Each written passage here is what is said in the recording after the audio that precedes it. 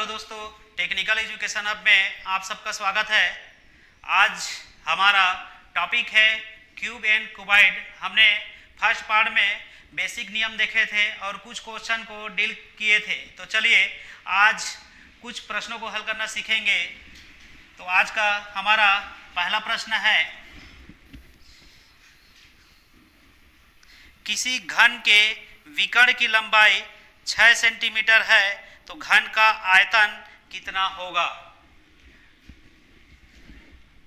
दिया है घन के विकर्ण की लंबाई कितना दिया है, 6 सेंटीमीटर दिया है। तो विकर्ण की लंबाई का सूत्र होता है a वर्गमूल 3 बराबर 6। a का मान निकालेंगे तो 6 बटा कितना होगा, वर्गमूल 3। ठीक है, ये आपका फर्स्ट समीकरण। इसको लिख सकते हैं और a बराबर 6 को लिख सकते हैं 2 गुणित 3, 2 तिया 6 वर्गमूल 3। यहाँ पर ये 3 को 2 बार लिख सकते हैं, वर्गमूल 3 इंटू वर्गमूल 3। ये कटेगा तो a बराबर क्या होगा, 2 वर्गमूल 3 सेंटीमीटर। यहाँ पर a का मान प्राप्त हुआ, a 2 वर्गमूल 3 सेंटीमीटर। अतः घन का आयतन, तो घन का आयतन का सूत्र होता है a क्यूब। यहाँ पर a का मान क्या है, 2 वर्गमूल 3 के घात कितना, 3। 2 का 3 बार मतलब 2 गुणित 2 गुणित 2 और 3 वर्गमूल 3 का 3 बार, वर्गमूल 3 इंटू वर्गमूल 3 इंटू वर्गमूल 3। 2 दूनी 4, 4 दूनी 8। ये आपका 8 आया। वर्गमूल 3 का गुणा 3 तिया 9, 9 का वर्गमूल कितना आएगा, 3। वर्गमूल 3 है तो 3, तो 8 दिया 24 वर्गमूल 3। अतः घन का आयतन 24 वर्गमूल 3 घन सेंटीमीटर प्राप्त हुआ। यहाँ पर a घन की भुजा है, जहाँ a क्या है, घन की भुजा। चलिए दूसरे प्रश्न की ओर चलते हैं। दूसरा प्रश्न है, एक घन के विकर्ण की लंबाई 9 वर्गमूल 3 सेंटीमीटर है तो इसके संपूर्ण पृष्ठ का क्षेत्रफल कितना होगा। आपका दूसरा प्रश्न में दिया है विकर्ण की लंबाई, घन के विकर्ण की लंबाई दिया है 9 वर्गमूल 3 सेंटीमीटर। यहाँ पर विकर्ण की लंबाई का सूत्र होता है a वर्गमूल 3 बराबर 9 वर्गमूल 3। ये कट जाएगा तो a बराबर कितना आएगा, 9 सेंटीमीटर। और हमें फाइंड आउट करना है घन का संपूर्ण पृष्ठ। अतः घन का संपूर्ण पृष्ठ क्या होता है, 6a²। तो यहाँ पर 6a का मान कितना है, 9 का स्क्वायर। 6 9 या कितना होगा, 81। 6 कम 6, 6 8 48 वर्ग सेंटीमीटर। यहाँ पर घन का संपूर्ण पृष्ठ हमें 486 वर्ग सेंटीमीटर प्राप्त हुआ। इसको ऐसा भी लिख सकते हैं, 486 सेंटीमीटर का स्क्वायर। तो चलिए तीसरा प्रश्न की ओर चलते हैं। एक घन के संपूर्ण पृष्ठ का क्षेत्रफल 13,254 वर्ग सेंटीमीटर है। इसके विकर्ण की लंबाई कितनी होगी। आपका दिया है घन के संपूर्ण पृष्ठ का क्षेत्रफल कितना दिया है, 13,254 वर्ग सेंटीमीटर। तो चलिए हम जानते हैं संपूर्ण पृष्ठ का क्षेत्रफल 6a²। 13,254 6 को भाग देंगे तो a² बराबर 13,254 बटा 6। कटाएंगे 6 कम 6, 6 दूनी 12, 1 बचा तो 12 हो गया, 6 दूनी 12। यहाँ पर 6 निया 54 है ना। तो a² बराबर कितना होगा, 2209 प्राप्त हुआ। तो यहाँ पर a का मान निकालेंगे तो रूट 2209 सेंटीमीटर प्राप्त हुआ। तो यहाँ पर इसका वर्गमूल हमें प्राप्त होगा 47। सेंटीमीटर, है ना। ए का मान 47 सेंटीमीटर है। हमें विकर्ण की लंबाई ज्ञात करना था। विकर्ण की लंबाई क्या होगा, a वर्गमूल 3, a का मान कितना है 47 वर्गमूल है तो 3, तो यहाँ पर विकर्ण की लंबाई 47 वर्गमूल 3 सेंटीमीटर प्राप्त हुआ। चलिए अगला क्वेश्चन की ओर चलते हैं। एक घन के विकर्ण की माप 4 वर्गमूल 3 सेंटीमीटर है, तो घन का आयतन कितना होगा। दिया है घन के विकर्ण की लंबाई 4 वर्गमूल 3 है। विकर्ण की लंबाई दे दिया 4 वर्गमूल 3, तो लंबाई का सूत्र होता है a वर्गमूल 3 बराबर 4 वर्गमूल 3, 3 3 कटेगा तो a बराबर कितना आएगा 4 सेंटीमीटर।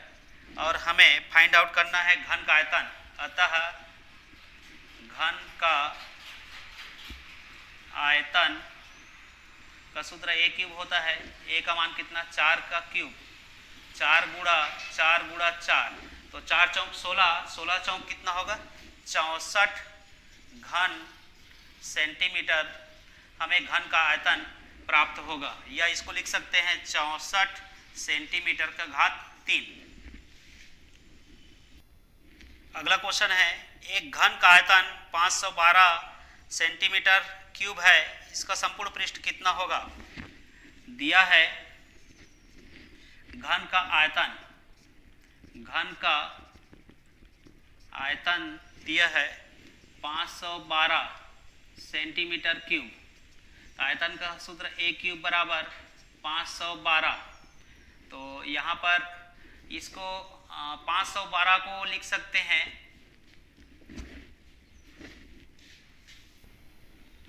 512 को लिख सकते हैं 8 का क्यूब कटेगा तो a बराबर कितना होगा 8 सेंटीमीटर। तो हमें घन का क्या ज्ञात करना है, संपूर्ण पृष्ठ। अतः घन का संपूर्ण पृष्ठ सूत्र होता है 6a², तो 6a का मान 8 का स्क्वायर, 6 गुणित 8 8 कितना होगा 64, 6 चौक 24 की 4 हासिल आए 2, 6 छक्का 36, 36 और 2 38 वर्ग सेंटीमीटर। इस तरह 384 वर्ग सेंटीमीटर इसका प्राप्त हुआ। अगर हमारा वीडियो आपको पसंद आए तो लाइक, सब्सक्राइब, शेयर जरूर करिए, और किसी भी क्वेश्चन में आपको परेशानी हो तो हमें कमेंट बॉक्स में कमेंट करिए ताकि हम उस क्वेश्चन को आपको समझा सके। एक घनाभ का आयतन घन से दुगना है। यदि घनाभ की विभाए 9 सेंटीमीटर, 8 सेंटीमीटर, 6 सेंटीमीटर हो तो घन का संपूर्ण पृष्ठ कितना होगा। यहाँ पर दिया है घनाभ की भुजाएं दिया है 9 सेंटीमीटर, 8 सेंटीमीटर और कितना 6 सेंटीमीटर। तीनों भुजा का मान दिया, लंबाई चौड़ाई ऊंचाई दे दिया है। और हमें प्रश्न बोला है, प्रश्नानुसार क्या बोला है, घनाभ का आयतन, घनाभ का आयतन घन से क्या है, घन के आयतन से क्या है दुगना है। प्रश्न बोल दिया है घनाभ का आयतन घन के आयतन से क्या है दुगना है, तो घनाभ का आयतन का सूत्र क्या होगा। तो यहाँ पर लंबाई गुणित चौड़ाई गुणित क्या ऊंचाई, घन के आयतन का सूत्र a क्यूब का दुगना। तो यहाँ लंबाई का मान 9, 8 और 6 दिया है, 2 a क्यूब, 2 एकम 2 चौक 8, 6 चौक कितना हो जाएगा, सॉरी इसको लिख सकते हैं 9 को 3 गुणित 3, 4 को लिख सकते हैं 2 गुणित 2 और 6 को लिख सकते हैं 3 गुणित 2 बराबर क्या a क्यूब। तो यहाँ पर 3 बार है तो 3 का घात 3, 2 भी 3 बार है तो 2 घात 3, तो a क्यूब। तो यहाँ क्यूब कट जाएगा दोनों तरफ, तो 3 दूनी कितना बचेगा 6। अतः a भुजा का मान कितना प्राप्त हुआ 6 सेंटीमीटर। प्राप्त हुआ। अब आगे क्या बोला है, तो घन का संपूर्ण पृष्ठ ज्ञात करना है। अतः घन का संपूर्ण पृष्ठ 6a² होता है, तो 6a का मान कितना दिया, 6 का स्क्वायर, 6 छक्का 36 गुणित 6 छक्का 36 और 6 × 18 19 20 21 216 वर्ग सेंटीमीटर हमें घन का संपूर्ण पृष्ठ प्राप्त हुआ। अगला प्रश्न है, 25 सेंटीमीटर भुजा वाले एक घन को पिघलाकर 5 सेंटीमीटर भुजा वाले कितने घन बनेंगे। यहाँ पर दो घन दिया है, बड़े घन की भुजा, बड़े घन की भुजा क्या माने ए है, ए का मान क्या दिया है 25 सेंटीमीटर, और छोटे घन की भुजा, घन की भुजा इसको मान लेते हैं, इसको बी ले लेते हैं, इसको दिया है 5 सेंटीमीटर। तो हमें क्या बोला है, कितने घन बनेंगे, घनों की संख्या ज्ञात करना है। तो घन की संख्या, अतः घन की संख्या निकालेंगे, तो घन की संख्या निकालेंगे तो बड़े घन का आयतन, बड़े घन का आयतन बटे छोटे घन का आयतन, दोनों भाग देंगे तो पता चल जाएगा। बड़े घन का आयतन मतलब a³, छोटे घन का आयतन b³। a का मान दिया है 25 का क्यूब, b का मान दिया है 5, तो 25 को लिख सकते हैं 25 गुणित 25 गुणित 25,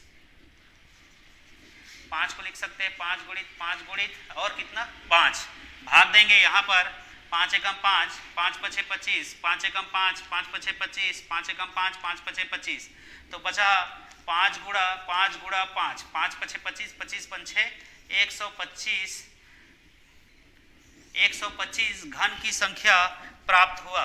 अतः घन की संख्या 125 प्राप्त हुआ।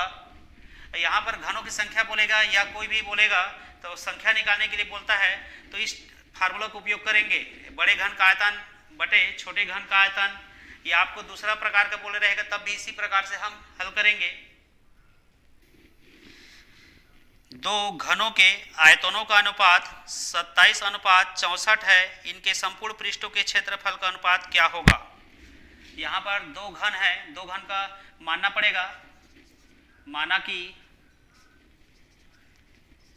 पहले घन की भुजा a1 और दूसरे घन की भुजा क्या लेते हैं a2।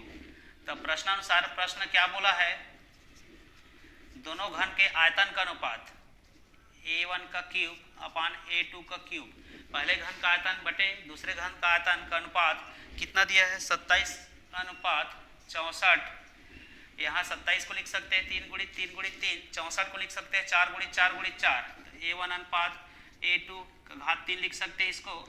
यहाँ 3 बटे 4 का घात कितना 3, 3 3 कटेगा, तो a1 अनुपात a2 बराबर 3 अनुपात कितना 4। यहाँ निकालना चाहेंगे तो a1 बराबर क्या होगा 3x और a2 बराबर क्या 4x। इस तरह हमें पहले घन की भुजा 3x प्राप्त हुआ, दूसरे घन की भुजा 4x प्राप्त हुआ।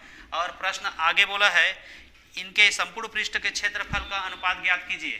तो यहाँ पर क्षेत्रफल का अनुपात निकालना है ना।